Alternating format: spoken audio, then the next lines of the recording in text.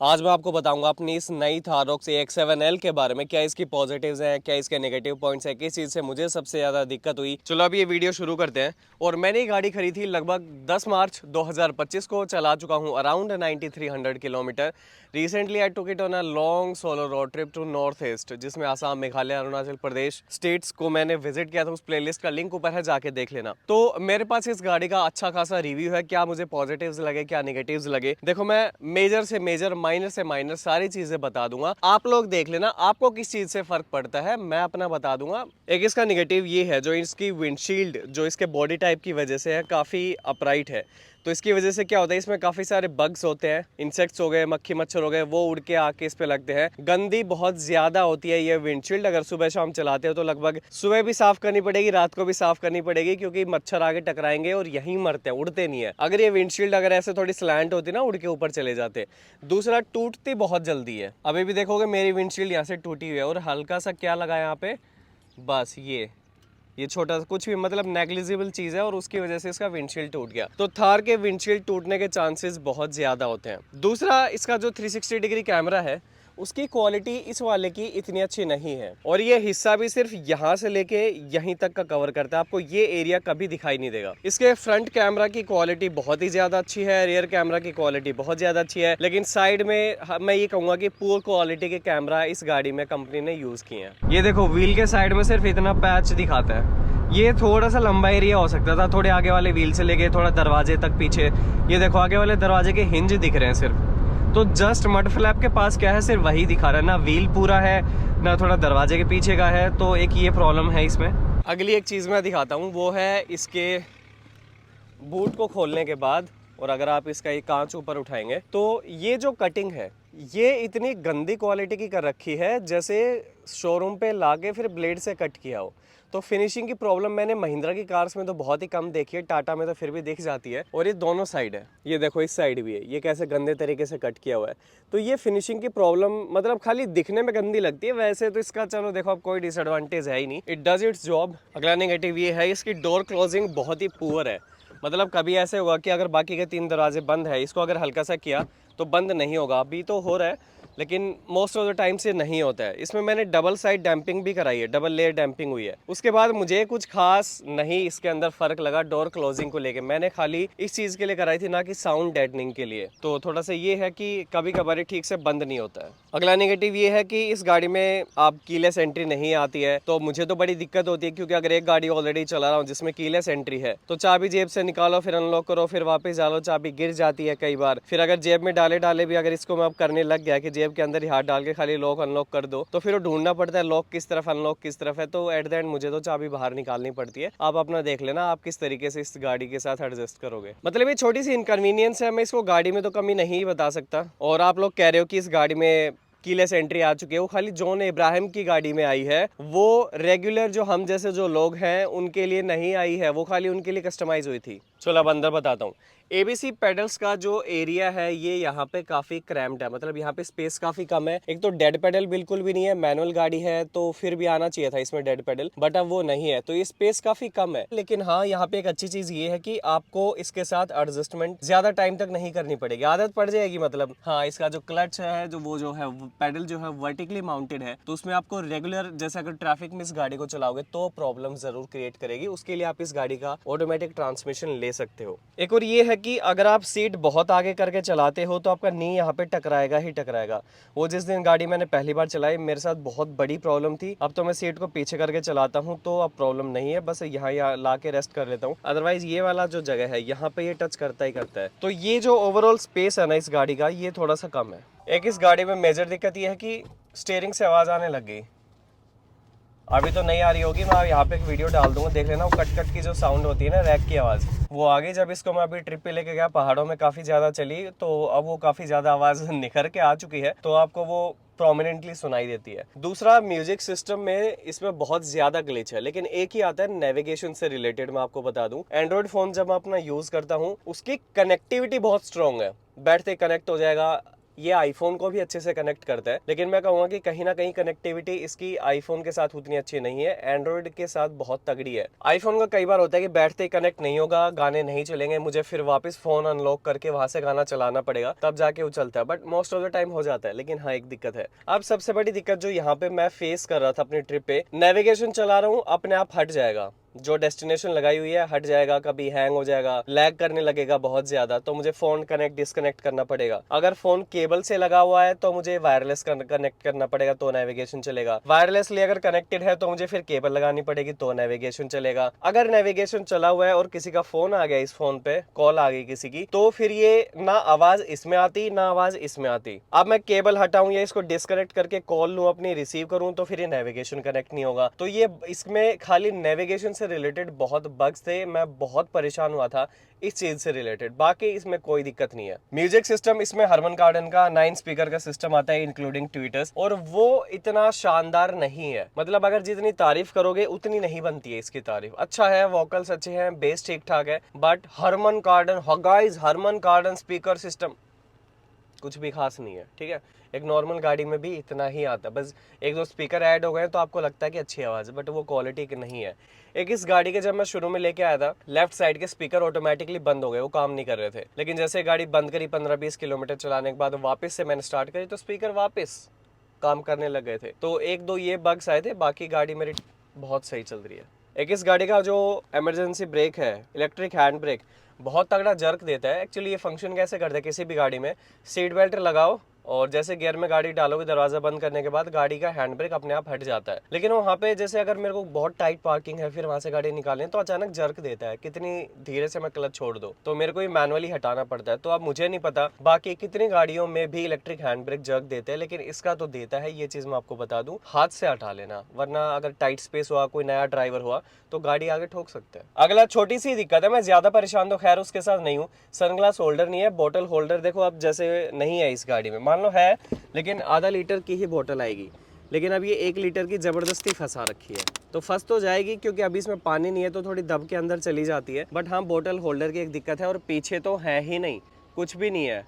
Coin आएंगे बस, वहाँ सिक्के आएंगे और कुछ नहीं आएगा। तो ये थोड़ा इम्प्रैक्टिकल फीचर है। जैसे मैं रोड ट्रिप्स बहुत ज्यादा करता हूँ, तो मुझे ये प्रॉब्लम फेस करनी पड़ी ट्रिप पे कि बोतल होल्डर नहीं है। आधा लीटर की आ जाती है आराम से। अगला ये है कि को ड्राइवर साइड का ये जो है आर्मरेस्ट काम का नहीं, क्योंकि स्लाइडेबल नहीं है। ऑल्दो नई वाली जो है थाररॉक्स उसमें आ चुका है स्लाइडेबल फीचर के साथ, लेकिन अगर इस वाले वेरिएंट की बात करोगे, जो पुरानी थोड़ी, मेरा भी वैसे फेब 2025 का ही वेरिएंट है, लेकिन वो बाद का जो बैच है उसमें आ गया है स्लाइडिंग वाला, तो फिलहाल ये नहीं है काम का। अब एक निगेटिव मुझे लगा बस कि 12 वोल्ट का पोर्ट यहाँ पे नहीं है। अब टाइप ए दे दिया, टाइप सी दे दिया, फास्ट चार्जिंग दे दिया, टाइप सी 65 वोल्ट को सपोर्ट करता है, लेकिन 12 वोल्ट गायब है।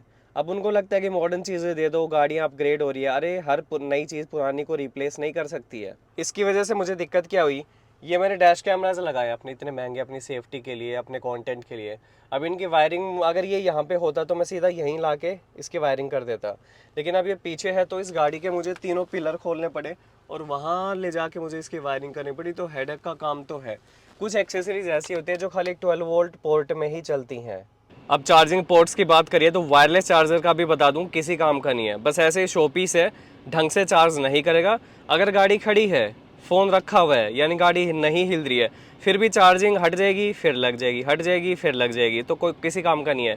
मेरे को तो केबल से ही चार्ज करना पड़ता है। एक अच्छी चीज़ ये है कि जो इसके सनवाइज़र हैं वो एक्सटेंडेबल आते हैं, तो आप इसको ऐसे एक्सटेंड कर सकते हो, लेकिन ये वाला हिस्सा रह ही जाएगा। विंडो की विड्थ इतनी ज़्यादा है, ये किसी काम का नहीं है। हालांकि आज तक मैंने इसको यूज़ किया नहीं है, सनशेड यूज़ करता हूँ मैं, तो ये एक बेटर ऑप्शन है।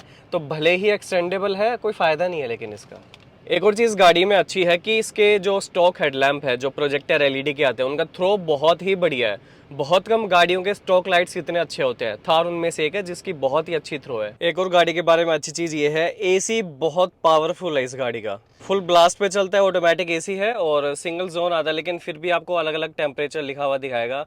ऐसा लगेगा कि डुअल जोन है, बट ये सिंगल जोन है और आप ऐसे करके मोड वगैरह ये सब चेंज कर सकते हो यहाँ से। अगली प्रॉब्लम है इसके राइट ORVM को लेके, जो एडजस्टिंग पार्ट है, मिरर वाला पार्ट ज़्यादा बाहर नहीं जा पा रहा है। खाली राइट साइड की मैं बात कर रहा हूँ। जैसे अभी मैंने राइट वाला सेलेक्ट कर लिया और मैं चाहता हूँ मेरे को गाड़ी बिल्कुल ना दिखे और बाहर हो जाए, नहीं होगा, अंदर तो आ जाएगा, लेकिन अगर मैं चाहता हूँ कि 1 सेकंड के लिए बिल्कुल गाड़ी ना दिखे, तो इससे बाहर नहीं जा रहा है। ऑल्दो लेफ्ट वाला सही काम कर रहा है तो ये वारंटी में है, ये चेंज हो जाएगा। स्टीयरिंग का काम है वो वारंटी में हो जाएगा। विंडशील्ड जैसे मैंने कहा था बहुत टूटती है, ये तो क्लेम में करवानी पड़ेगी क्योंकि लगभग 10-11 हज़ार का खर्चा होता है। अब देखो, अगर इस गाड़ी के मैंने इतने नेगेटिव्स गिनवा दिए हैं तो पॉजिटिव्स उससे भी ज्यादा है। अब इस चीज में कोई दो राय नहीं है कि ये गाड़ी की जो ओवरऑल पर्सनालिटी है, डोमिनेटिंग कमांडिंग नेचर है, रोड पे लेके जब निकलते हो तो जो अटेंशन आपको मिलती है वो अनमैचेबल है।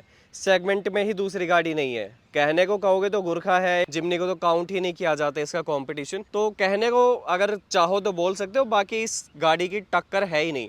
कंपटीशन एक है 3 डोर, वो भी सेम ब्रांड की है, तो इसके लिए वो अनदर कंपटीशन नहीं काउंट किया जा सकता। चलिए पॉजिटिव्स के बारे में बात करूं तो रोड प्रेजेंस बहुत तगड़ी है, ऑफ रोड केपेबल बहुत ज्यादा है। 19 इंचेस के अलॉय व्हील्स आते हैं जो कि बहुत बड़े साइज के, बहुत प्यारे लगते हैं। डिजाइन बहुत तगड़ा है। ये तो चलो सब्जेक्टिव ओपिनियन हो गया, किसी को अच्छा लगे किसी को ना लगे। बाकी पॉजिटिव देखो, गाड़ी का रिफाइंड इंजन है, बहुत शानदार है। कुछ ऐसी चीजें अब बताऊंगा जो कि मैं गाड़ी ड्राइव करके ही आपको बताऊंगा। वो चीजें तभी आपको समझ आएंगी जब मैं गाड़ी को चला के आपको उन चीजों को बताऊंगा। अगला ये है कि अगर गाड़ी को मान लो हीट काफी हो गई है, अगर आप अनलॉक का बटन होल्ड करके रखते हो तो ड्राइवर साइड का विंडो और सनरूफ खुल जाता है। ठीक है, विंडो तो हो गया, हम waiting for the sunroof now. ये देखो अब खुला है। ठीक है, तो ये कर सकते हो। और वापस अगर लॉक दबा के रखोगे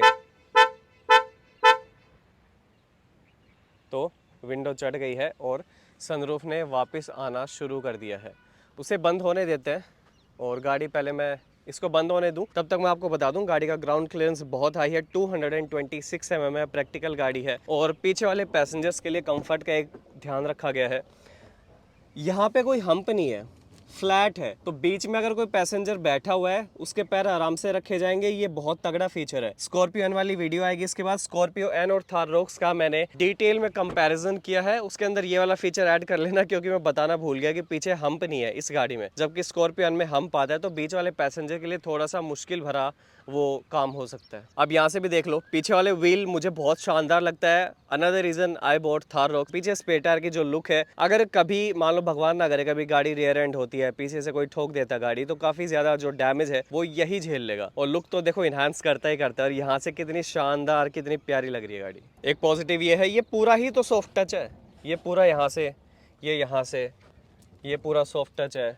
ये सॉफ्ट टच है, खाली इस पार्ट को छोड़ देना, ये सॉफ्ट टच है। And same on the left side. मुझे वाइट इंटीरियर बहुत प्यारा लगता है। I know it's hard to maintain, बहुत एफर्ट्स लगेंगे, लेकिन अच्छी चीज़ के तो पैसे लगते हैं। अच्छी चीज़ को मेंटेन करने के लिए मेहनत लगती है, वो मैं कर रहा हूँ और करता रहूँगा। पन्नी बस अभी हटा दूंगा क्योंकि मैं अभी थोड़े दिन पहले रोड ट्रिप से वापस आया हूँ और गाड़ी अब सर्विसिंग के लिए जाएगी। इसका जो कांच है वो चेंज होगा, तो मैं नहीं चाहता सर्विस सेंटर में कोई इधर उधर बैठे मैकेनिक बैठे वो लोग और गाड़ी की सीट्स को अननेसेसरली गंदा कर दें। तो वो चीज़ जो हमें इस गाड़ी में पन्नी हटा दूंगा सर्विस से जैसे गाड़ी वापस आएगी। देखो रियर सीट्स का रिक्लाइन एंगल बहुत शानदार है, बहुत ही कंफर्टेबल सीट्स है। अभी मैंने लॉन्ग ट्रिप भी मारी, अभी अकेले मारी वो तो, लेकिन जैसे खाटू श्याम जी चले गए फैमिली के साथ, तो उन्होंने बताया कि सीट का कंफर्ट बहुत ही बढ़िया है, विड्थ सही है बिल्कुल, थाई सपोर्ट बहुत ही अच्छी है इस गाड़ी की। बाकी हर किसी का अपना अपना होता है, देख लेना। अगर बात करूँ रिक्लाइन एंगल की तो मल्टीपल स्टेप्स में आप इसको सेट कर सकते हो। यहाँ इसका लीवर है, ये देखो, ठीक है, शानदार है ना। अब इसको पीछे सेट कर लो। ये यहाँ से इसका पहला स्टेप है, फिर कर लेना, अकेला भी कर नहीं पाऊंगा पूरा पीछे वापस। चलो आपको मैं ड्राइव करके इसके पॉजिटिव्स एंड नेगेटिव्स बताता हूँ। देखो जैसे आवाज़ आई ना ये वाली, ये तो एक ये आवाज़ है, खैर वो तो वारंटी में है, गाड़ी चेंज हो जाएगा।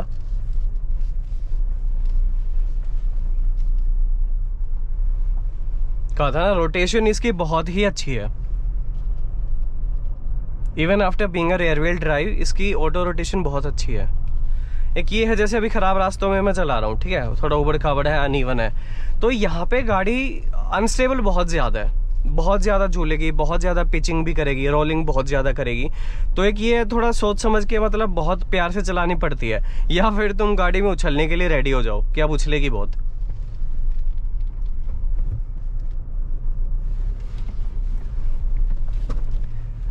बाकी सस्पेंशन वैसे बहुत तगड़ा है इसका, बहुत कंफर्टेबल है।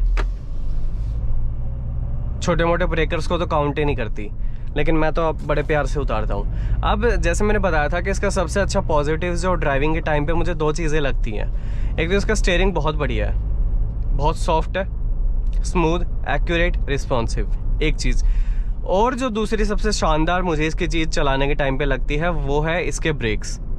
80-90 की स्पीड क्रॉस करो, ब्रेक असिस्ट इतना तगड़ा काम करता है। मैंने बहुत महंगी महंगी गाड़ियाँ चलाई हैं लेकिन इसके जैसा ब्रेक असिस्ट मैं अभी तक ऑब्जर्व नहीं कर पाया। ठीक है, ये भी हो सकता है कि चलाई मैंने गाड़ी ज़्यादा है तो मैं कर पाया, लेकिन मुझे ब्रेक असिस्ट क्या होता है, जिस व्हील में ज़्यादा पावर की नीड होगी गाड़ी उसको ट्रांसमिट कर देगी ब्रेकिंग पावर। तो ब्रेकिंग बहुत शानदार है। अभी 70 तक तो पेडल नॉर्मल है, तो जैसे गाड़ी 85 और 90 क्रॉस करती है तो इसका ब्रेक असिस्ट बहुत ज़बरदस्त तरीके से काम करता है, पैडल की ट्रैवल कम हो जाती है। तो ब्रेकिंग ओवरऑल बहुत ही शानदार है। खींच के ब्रेक भी मार रखे हैं मैंने गाड़ी के 100-120 पे मैंने इसके ब्रेक्स मार रखे हैं, बहुत शानदार ब्रेकिंग है। So Mahindra Thar Roxx AX7L manual diesel 4x4 braking at 120।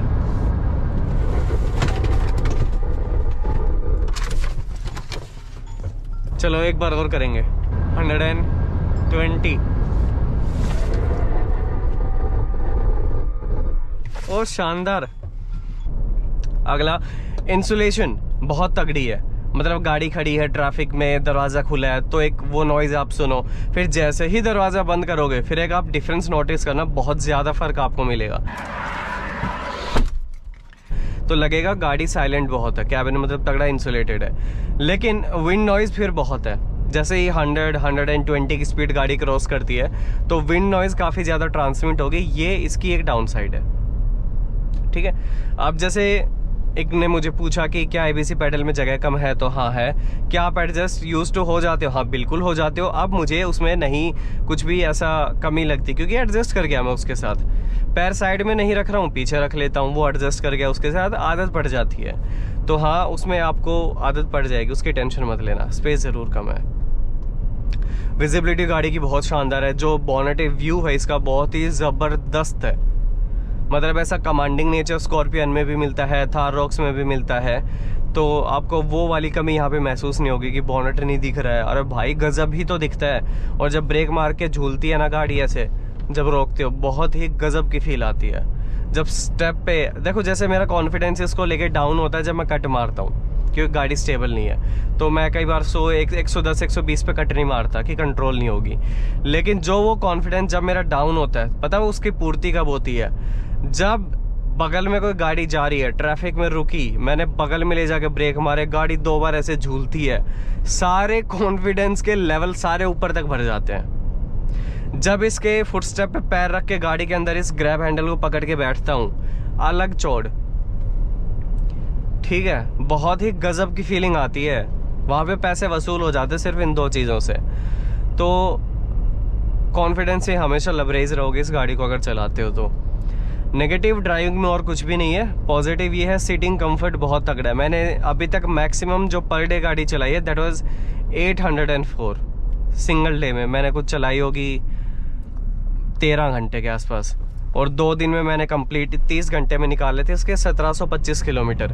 तो उससे मैं आपको ये बताना चाह रहा हूँ कि अगर इतनी लंबी गाड़ी चलाते हो तो क्या कोई बॉडी पेन, शोल्डर पेन ऐसा कैसा है, बिल्कुल भी मुझे तो महसूस नहीं हुआ। बाकी आपकी अपनी बॉडी, आपकी खुद की तो फिटनेस मैटर करती है ना, सिर्फ गाड़ी के ऊपर कैसे डाल दें चीज़ें कि इसमें दर्द होता है। खुद भी देखो ना कितने फिजिकली फिट हो, कितने एक्टिव हो। आई एम एक्टिव, तो मुझे ऐसी कोई कमी महसूस वहाँ पे नहीं हुई कि कंफर्ट की कमी है। थाई सपोर्ट मुझे तो सही लगती है भाई, अपना अपना देख लेना। और इंजन साइलेंट है, इतना ज़्यादा रोर नहीं करता जो रेगुलर डीजल इंजन है ना, वैसी कोई आवाज़ नहीं इस गाड़ी के अंदर। आपको इंजन की साउंड महसूस ही नहीं होती है। बहुत काम किया गया इसके इंजन के ऊपर। विंड नॉइज़ जैसे भी आनी शुरू हो गई धीरे धीरे। हॉर्न तो मैंने इसमें क्रेटा के डाले हुए हैं, इसलिए अलग साउंड है। एक इसका ये ना जो IRVM है रिफ्लेक्ट करता है, इसका साइड का बॉर्डर है यहाँ पे, ठीक है, वो डिमिंग नहीं है। तो क्या होता है कि बीच वाला जो पार्ट है इसका वो तो डिमिंग है, लाइट पड़ेगी डिम मार देगा। साइड वाला ये जो 3 mm का एक पट्टी है यहाँ पे, बॉर्डर इसका जो है, उस पर जब पीछे से लाइट पड़ती है वो रिफ्लेक्ट होके आंखों में गिरती है। तो मैं इसको 100% फिजिबल नहीं मानता हूँ इस वाले IRVM को। वो लाइट आँख में चुभती है। पीछे वाली गाड़ी की लाइट होती है कि कभी कभार गाड़ी आगे पीछे हुई, ऊपर नीचे वैसा उछली, तो पीछे वाली गाड़ी की लाइट इस पर पड़ के रिफ्लेक्ट मेरी आंखों में गिरती है, रिफ्लेक्शन उसकी। तो एक ये मुझे इसकी डिसएडवांटेज लगती है। म्यूजिक सिस्टम है, कभी कभार आवाज़ अपने आप बढ़ जाएगी, 3-4 सेगमेंट जो है वॉल्यूम के अप हो जाएंगे अपने आप। तो एक वो है म्यूजिक सिस्टम में दिक्कत है। वो इंफोटेनमेंट सॉफ्टवेयर ग्लिच है कि हार्डवेयर ग्लिच है, मुझे तो सॉफ्टवेयर ही लगता है। तो एक वो वहाँ पे डिसएडवांटेज है।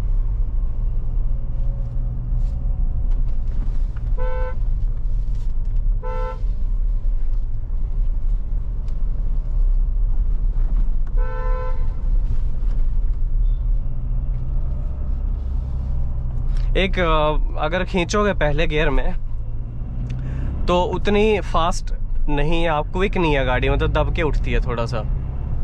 ऑटोमेटिक अगर ये गाड़ी की तरफ जाओगे तो आपको 40 न्यूटन मीटर ज़्यादा मिलता है, 22 bhp ज़्यादा मिलती है।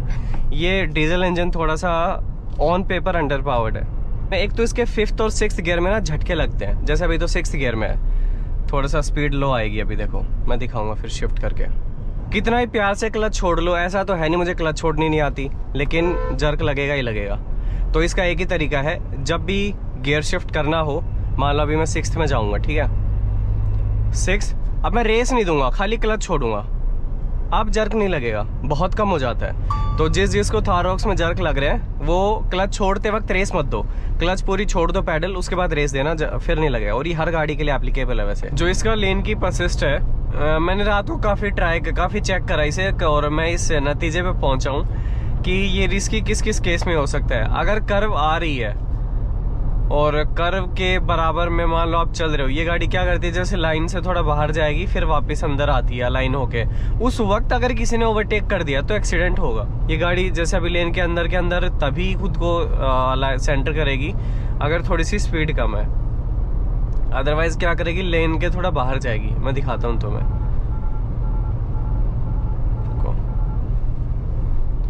जैसे अभी थोड़ा बाहर जाएगी, देखना फिर आती है। और अगर स्पीड मान लो आपकी 90 के आसपास है ना, तो जैसे कट एकदम एक शार्प कट लेके अंदर लेके आती है आपको। 2 बार मैंने ये फील करा है कि जब मुझे एकदम अंदर लेके आई ना तो गाड़ी पीछे से घूमती है। ऐसा नहीं है कि वहीं पूरा 360, नहीं, पूरा जैसे थार का बैलेंस बिगड़ता है ना, आप कट मारते हो, वो वाला होता है भाई, और वहाँ कॉन्फिडेंस खत्म हो जाता है। 2 बार ट्राई करा मैंने, इसमें 2 बार कट मारा, दोनों बार गाड़ी पीछे से घूमी है बॉडी इसकी। तो फिर मैं बोला भाई नहीं, कंट्रोल अपने हाथ में लो। अब पीछे से गाड़ी आ रही है तो मेरे को अपने हाथ में कमांड लेनी पड़ेगी। ऐसा ना हो कि गाड़ी बगल से निकले और ये बाहर जाके फिर अंदर आए, तो क्या फायदा है, खत्म हो जाएगा काम। अरे यार इधर आ मामा।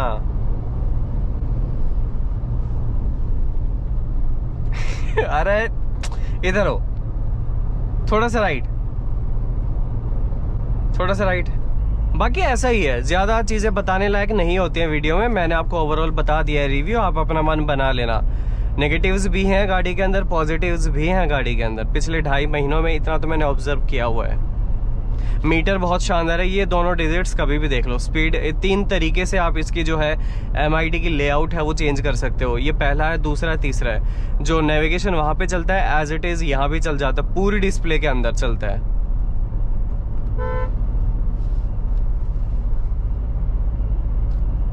तो स्पीड हो गया, टैकोमीटर हो गया, बहुत अच्छे से इसके अंदर दिखाई देता है।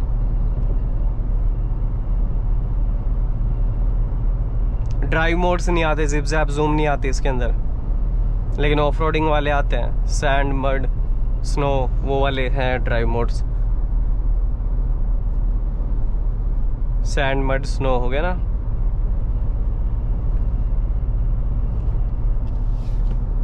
So this is all about this video. छोटी सी वीडियो है, और इन डिटेल अगर आपको डिफरेंशिएशन जानना है कि ये गाड़ी स्कॉर्पियो एन से कैसे अलग है, आपकी फैमिली के लिए कौन सी सही रहेगी, तो उसका वीडियो आने वाला है, वो जाकर आप देखिएगा।